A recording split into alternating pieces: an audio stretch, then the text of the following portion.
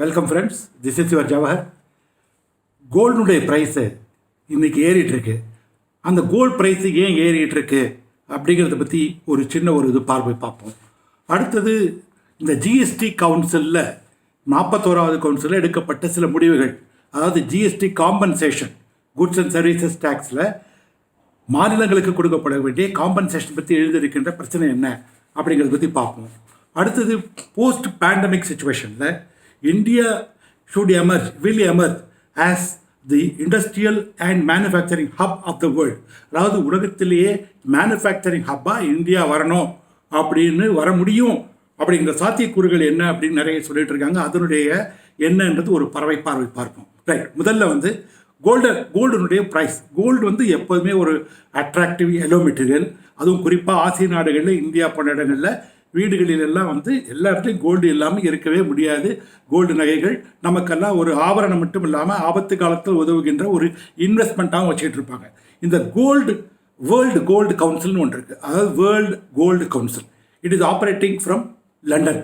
இந்த world gold council தான் உலகத்தில் நம்ம இந்த எல்லோ மெட்டல் கோல்டு மேனுஃபேக்சரிங் ஆரம்பித்து இம்போர்ட் எக்ஸ்போர்ட்லேருந்து அதனுடைய ப்ரைஸிங் வரைக்கும் எல்லா இம்போர்ட் எக்ஸ்போர்ட் ப்ரைஸிங் வரைக்கும் கண்காணிக்கக்கூடிய ஒரு அமைப்பு.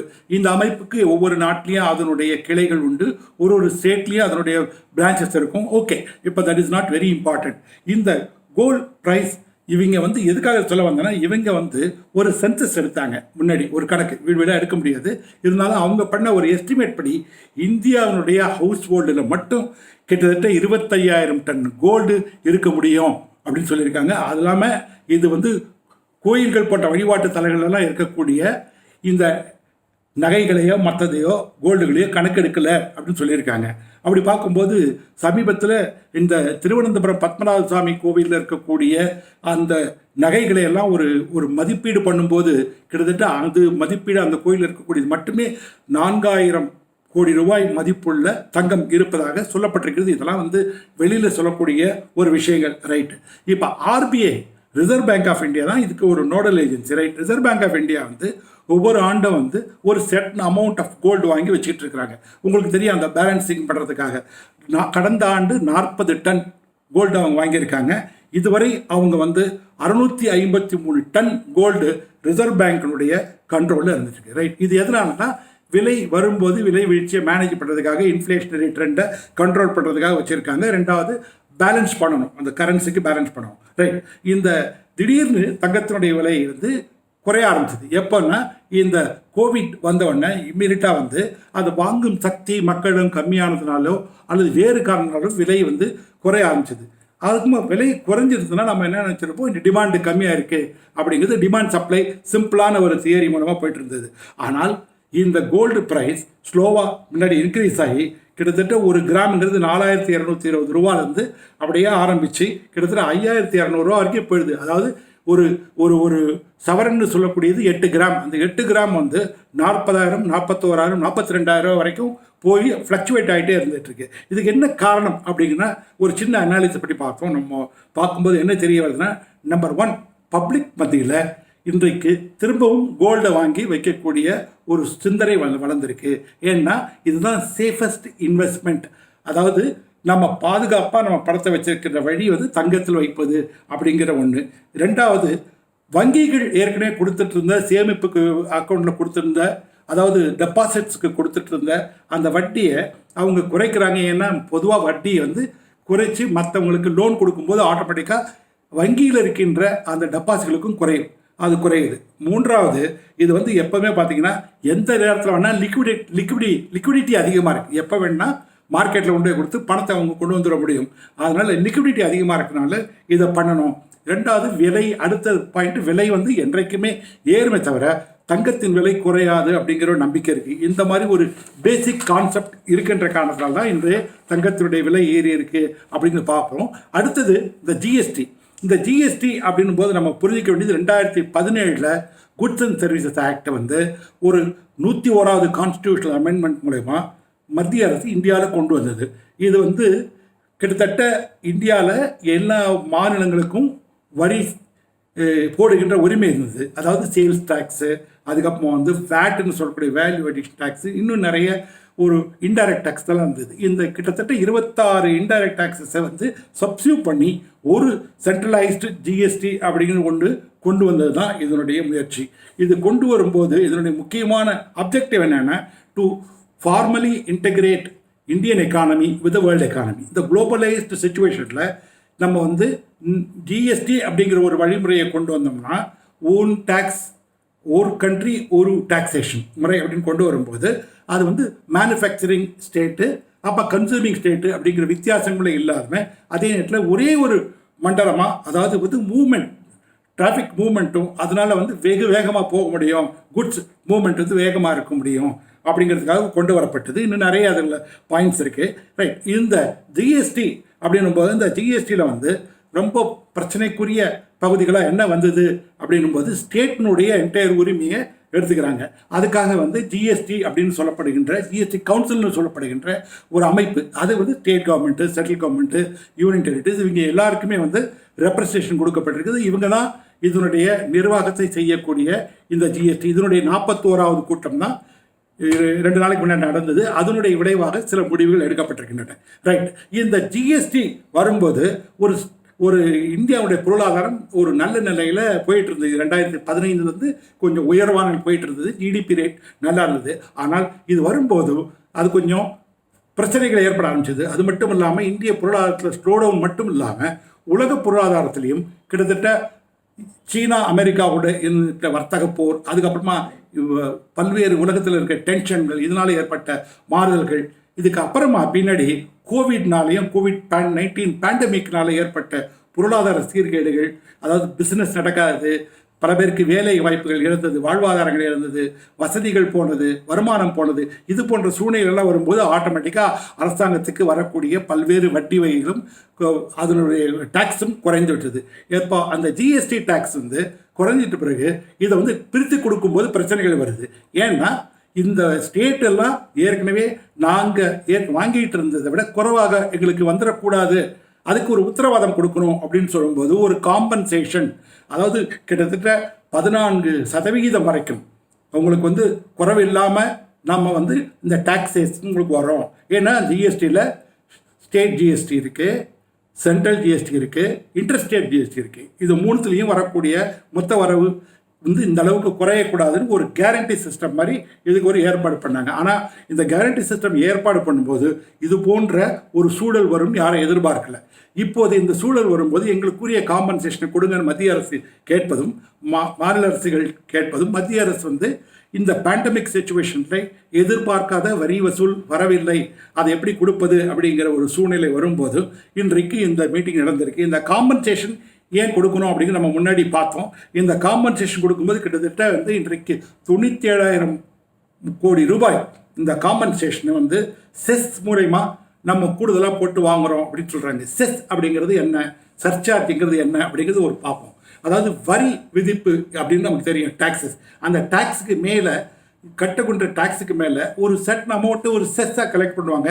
இந்த செஸ்ஸுங்கிறது ஒரு பர்டிகுலர் பர்பஸுக்காக கலெக்ட் பண்ணி அந்த பர்டிகுலர் பர்பஸுக்காக மட்டும்தான் செலவு பண்ணணும். அது ஒரு குறிப்பிட்ட காலகட்டம் வரைக்கும் இருக்கும். இந்த செஸ்ஸை தொடர்ந்துட்டு இருக்க முடியாது. சர்சார்ஜும் அதே போல தான் மொத்தமாக போடுகின்ற இதில் பண்ணக்கூடியது surcharge. So this is the simple understanding about chess and surcharge. Taxation வரும்போது பார்த்தீங்கன்னா இன்றைக்கு பேசும்போது டேக்ஸில் வந்து இப்போ வந்து 5% இருக்குது, 9% இருக்குது, 14 இருக்குது, 18 இருக்குது, 28 இந்த ஸ்லாப் சிஸ்டம்ஸ் இருக்கும்போது லக்ஸரி குட்ஸுக்கு 28% அதிகமாக கொடுக்கும். அதே மாதிரி சின் டேக்ஸ், SIN சின் டேக்ஸ்னா இப்போ டொபாக்கோவை கன்சியூம் பண்ணும்போது அது உடல்நலத்துக்கு நல்லது இல்லை.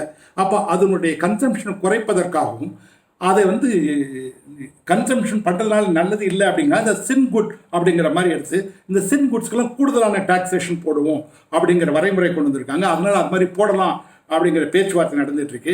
இந்த காம்பன்சேஷன் நீங்கள் வந்து கொடுக்க முடியாத ஒரு சூழல் இருக்குதுன்னா அட்டார்னி ஜெனரல் ஒரு ஒப்பீனியன் கொடுத்துருக்காரு. அவருடைய ஒப்பீனியன் படி இது சென்ட்ரல் கவர்மெண்ட் இது இல்லை, ஜிஎஸ்டி தான் இதை கவுன்சில் தான் டிசைட் பண்ணணும் அப்படின்னு இந்த ஜிஎஸ்டி கவுன்சில் உட்கார்ந்து பேசும்போது இப்போ என்ன சொல்லியிருக்காங்கன்னா, இந்த 97,000 கோடி ரூபாய் இந்த பேலன்ஸ் இருக்கக்கூடிய காம்பன்சேஷன் வந்து ஒன்று ஆர்பிஐ பேங்க் மூலமாக ஏற்பாடு பண்ணி கொடுக்கக்கூடிய ஒரு சிம்பிள் இன்ட்ரெஸ்ட் பே பண்ணி வாங்கக்கூடிய ஒரு கடனாக வாங்கலாம், அல்லது அந்தந்த ஸ்டேட்டே வேறு வகையில் கடனாகவோ அல்லது தங்களுடைய சொந்த ரிசோர்ஸ் வந்து செலவு பண்ணலாம் அப்படின்னு இருக்காங்க. மேலும் இது என்ன கொடுக்கறது அப்படிங்கிறத இந்த செஸ் காம்பன்சேஷன் செக்ஸ் அந்த ஜிஎஸ்டி மேலே போட்டு இதை கலெக்ட் பண்ணி கொடுக்குறோம் அப்படின்னு சொல்லியிருக்காங்க. இந்த ஒரு சூழ்நிலையில் பார்க்கும்போது இரண்டு தரப்புகளிலும் நியாயங்கள் இருக்கு. ஏன்னா மத்திய அரசுக்கு வந்து வரி வருவாய் இல்லை என்னும்போது அவங்களும் கடன் வாங்கித்தான் கொடுக்கணும்.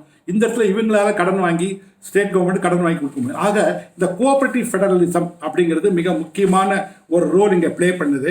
அந்த ரோலை வந்து நம்ம வந்து we have to understand the important role to be played with cooperative federalism. ரெண்டு பேருமே உட்கார்ந்து அதற்குரிய தீர்வுகளை காண வேண்டும். அடுத்தது பார்க்கணும்னா இந்த போஸ்ட் பேண்டமிக் சிச்சுவேஷனில் India should become, India has got possibilities to become a manufacturing and industrial hub அப்படின்னு சொல்லப்படுகின்ற சூழ்நிலை என்ன அப்படிங்கிறத பார்ப்போம். ஏன்னா இப்போ நம்ம எல்லா இடத்துலையுமே உலக அளவில் வந்து பொருளாதாரத்தில் மந்த நிலை ஏற்பட்டிருக்குது. பட் பழையபடியே திரும்பி போவோமானா இல்லை. இன்றைக்கு நியூ நார்மல் அப்படின்னு சொல்லப்படுகின்ற ஒரு சூழ்நிலைகள் வரும்போது பல சூழ்நிலைகள் மாறி வருகின்றன. இந்த சூழ்நிலைகளுடைய தாக்கம் என்னன்னா, இப்போ சைனாவிலிருந்து பல்வேறு நாடுகள், ஜப்பான், அது பக்கத்தில் இருக்கின்ற ஆஸ்திரேலியா, அது பக்கத்தில் இருக்கின்ற யூரோப்பியன் கண்ட்ரிஸ், அதுக்கப்புறம் அமெரிக்கா, இவங்கெல்லாம் they want to relocate their ஒரு manufacturing facilities from China to some other place. அப்படி வரும்போது அதுக்கு மாற்றாக இருக்கக்கூடிய மிக சிறப்பான இடம் எதுன்னா இந்தியா மட்டும்தான். இந்தியாவுடைய மேனுஃபேக்சரிங் செக்டரை நம்ம வளப்படுத்த வேண்டும் அப்படிங்கிறது முக்கியமானது. ஒரு பொருளாதாரத்தை நீங்கள் எடுத்துட்டோம்னா அதில் 3 செக்டார் மிக முக்கியமானது. ஒன்று வந்து நேச்சுரல் ரிசோர்ஸஸ் மட்டும் கவனிக்கக்கூடிய அக்ரிகல்ச்சர், அதுதான் வந்து first sector, that is known as a primary sector. அப்போ அக்ரிகல்ச்சர் அலைடு ஆக்டிவிட்டிஸ் வருது. ரெண்டாவது நேச்சுரல் ரிசோர்ஸஸ் எல்லாம் யூட்டிலைஸ் பண்ணி மேனுஃபேக்சர்டு கூட்ஸ் ஆகும். அது ஒரு ப்ரொடக்ஷன் பண்ணக்கூடிய ஒரு பார்ட்டாக வரக்கூடிய மேனுஃபேக்சரிங் செக்டார், அதான் செகண்ட் வந்து மேனுஃபேக்சரிங் செக்டார். மூன்றாவது டெர்டியரி செக்டார் அப்படின்னு சொல்லக்கூடிய மூன்றாவது தான் வந்து சர்வீஸ் செக்டார். இந்த சர்வீஸ் செக்டாரில் பேங்கிங், இன்சூரன்ஸ், அப்போ இன்டர்நெட், ஐஓடி, இது போன்ற அத்தனையுமே இந்த சர்வீஸ் செக்டரில் அடக்கும். இந்த இந்தியாவில் நம்ம பார்க்கும்போது இன்றைக்கு வந்து கிட்டத்தட்ட 55% இந்த நம்முடைய ஜிடிபி குரோத்து, இந்த ஜிடிபியினுடைய பங்கு சர்வீஸ் செக்டார் தான் 55%, மேனுஃபேக்சரிங் செக்டார் 30%, ஒரு அக்ரிகல்ச்சர் செக்டார் 15% தான் கான்ட்ரிபியூட் பண்ணிட்டு இருக்குது. ஆனால் இன்றைக்கு பார்த்தீங்கன்னா லேண்ட் வைஸ் பார்த்தீங்கன்னா அக்ரிகல்ச்சரும் மேனுஃபேக்சரிங் நிறைய இடங்கள் எடுத்திருப்பாங்க. இன்றைக்கு ஆல்மோஸ்ட் சர்வீஸ் செக்டரில் பாதி பேர் ஒர்க் ஃப்ரம் ஹோம் வரைக்கும் கிட்டத்தட்ட வந்து இடமே இல்லாமல் அவங்க வந்து இணையத்தின் வழியாக வேலை பார்க்கிற சூழ்நிலை வந்துடுது. இது எதுக்காக சொல்ல வரோம்னா, இந்த சூழ்நிலைகளை பார்க்கும்போது இன்றைக்கு யார் manufacturing hub of the world அப்படின்னு கேட்டால் சந்தேகமே இல்லை, சைனா தான். இந்த சைனாவில் தான் இன்றைக்கு வந்து எல்லா விதமான ப்ரொடக்ஷன்லையும் மேனுஃபேக்சரிங் முன்னாடி இருந்துட்டு இருக்கிறாங்க. அப்போ அந்த ஒரு சூழ்நிலை இன்றைக்கு மாறுபட்டு கொண்டிருக்கும் போது அந்த இடத்துல இந்தியா வரணும் அப்படின்னு சொன்னால் இந்தியா வந்து எந்த தன்னுடைய கட்டமைப்பு வசதிகளை பண்ணணும் அப்படிங்கிற முக்கியமானது. நம்பர் 1 இதில் பார்க்க போகும்போது ஃபஸ்ட்டு வந்து கட்டமைப்பு வசதிகள். கட்டமைப்பு வசதிகள்னா அதாவது இன்ஃப்ராஸ்ட்ரக்சர் ஃபெசிலிட்டிஸ் என்னென்ன வேணுமோ அது வளர்வதற்கு வேண்டிய இன்ஃப்ராஸ்ட்ரக்சர் ஃபெசிலிட்டிஸை வந்து அரசாங்கங்களும் மற்றவர்களும் ஏற்பாடு செய்து கொடுக்கணும். இரண்டாவது பார்க்க போனோம்னா there is a what is called disadvantage in taxing policies. அதாவது ஒரு அரசாங்கம் தங்களுடைய டாக்ஸேஷன் பாலிசியை இந்த மேனுஃபேக்சரிங் ப்ரொடக்ஷன் யூனிட் செக்டார் வளர்வதற்குரிய சாதகமான டாக்ஸேஷன் பாலிசியை கொண்டு வரணும் அப்படிங்கிறது. மூன்றாவதாக பார்க்கும்போது இங்கே வங்கி கடன்கள் மற்றவெல்லாம் வந்து எளிதாக கிடைக்க வேண்டும், அதில் பிரச்சனைகளே இருக்கக்கூடாது. எளிதான வங்கி கடன் சொன்னால் சாஃப்ட் லோன்ஸ், அதாவது குறைந்த வட்டி விகிதத்தில் கிடைக்கக்கூடியது. அடுத்தது ஸ்கில்டு லேபர் ஃபோர்ஸ். அதுக்கப்புறமா லேண்டு வந்து பல இடங்களில் இன்னும் கிடைக்காம இருக்குன்னா அந்த லேண்டு எங்கே இருக்குதோ அந்த இடத்துல அந்த இண்டஸ்ட்ரி போக வேண்டியது. அப்போ ஒரு ஸ்டேட்டை ஒரு ஸ்பெசிஃபிக் ப்ராடக்ட்டை வந்து இம்ப்ரூவ் பண்ணி செய்யலாம் அப்படின்னு மத்திய அரசு சொல்லியிருக்கிறாங்க. அதுக்கப்புறமா வந்து delay in giving granting sanctions. அப்போ எந்த விதமான தடங்கள் இல்லாமல் கொடுக்குறது, அது இன்க்ளூடிங் ஒரு சுற்றுச்சூழல் பாதுகாப்புலேருந்து நம்ம கொடுக்க வேண்டிய ஒரு கிளியரன்ஸாக இருந்தாலும் அதற்கு வேண்டிய கிளியரன்ஸோ அது வந்து பியூரோக்ராட்டிக் டிலே இல்லாமல் கொடுக்கப்படணும் அப்படிங்கிறது. அதுக்கப்புறமா வந்து முக்கியமானது என்னென்னா இந்த மோனோபலி அப்படின்னு சொல்லக்கூடிய ரெஸ்ட்ரிக்டிவ் ட்ரேட் ப்ராக்டிசஸ் எல்லாம் கொண்டு வந்து அதை இது பண்ணிடக்கூடாது. அப்புறமா லேபர் லாஸ் வந்து இதுக்கு வேண்டிய சூட்டபிளான மாறுதல்களை பண்ணணும். இதெல்லாம் செய்யும்போது நாம் வந்து இந்தியா வந்து it will become one of the important hub, வேர்ல்டுனுடைய ஒரு ஹப்பாக மாறும் அப்படிங்கிறத எதிர்பார்த்துட்டு இருக்காங்க. ஒரு சின்ன ஒரு மேனுஃபேக்சரிங் ஆஃப் எலக்ட்ரானிக் குட்ஸ் நம்ம எடுத்துட்டோம்னா நம்ம சைனா தான் எல்லாம் பண்ணிகிட்டு இருக்கு அப்படின்னு நமக்கு தெரியும். இருந்தாலும் சாம்சங் அப்படிங்கிற ஒரு பிராண்டு, சவுத் கொரியன் பிராண்டு, அது கிட்டத்தட்ட 33% இன்றைக்கு உலகத்தில் பெனிட்ரேட் பண்ணிட்டு இருக்கு. ஒரு சைனாவுக்கே சேலஞ்சு கொடுக்கக்கூடிய அளவுக்கு ஒரு இது இருக்குன்னா because they have got that industrial and manufacturing capacity. அந்த இண்டஸ்ட்ரியல் மேனுஃபேக்சரிங் கெப்பாசிட்டி இந்தியா நிச்சயமாக அடையணும்னா இதெல்லாம் செய்யணும் அப்படிங்கிறது பல்வேறு பொருளாதார ஒரு நிபுணருடைய கருத்து. Thank you friends. I will meet you in yet another video. Until such a time, goodbye.